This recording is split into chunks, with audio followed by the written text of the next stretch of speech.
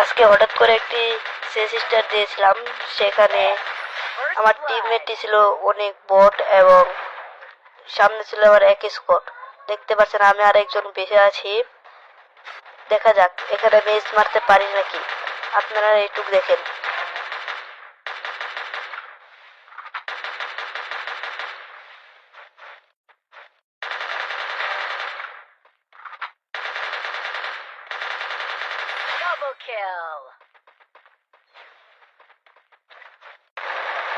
এখানে আর একটা প্লেয়ার বেঁচে ছিল।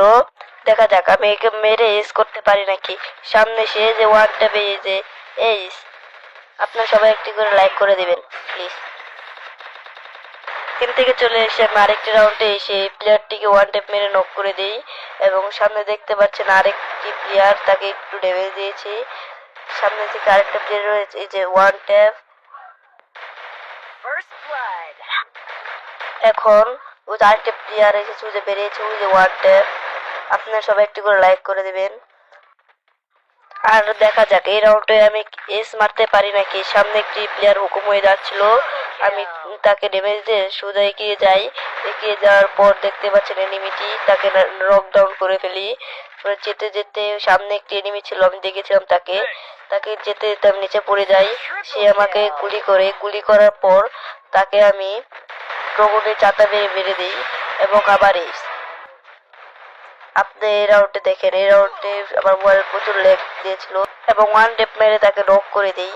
নক করে দেওয়ার পর আমার এসপি লো হয়ে গেছিল, তাই এসপি পেঁচালাম, বেডকিট পেঁচানোর পুরো বল আবার ল্যাগ দেওয়া শুরু করছে। ডগরের চাতা মেরে আরেকটা মেরে দিলাম। মেরে দেওয়ার পর বল তো প্রচুর র্যাক ছোটে না লেগে, তাই তাকে আরেকটাকে মারতে মারতে ফুল ড্যামেজ দিই। পরে আমি নক হয়ে যাই।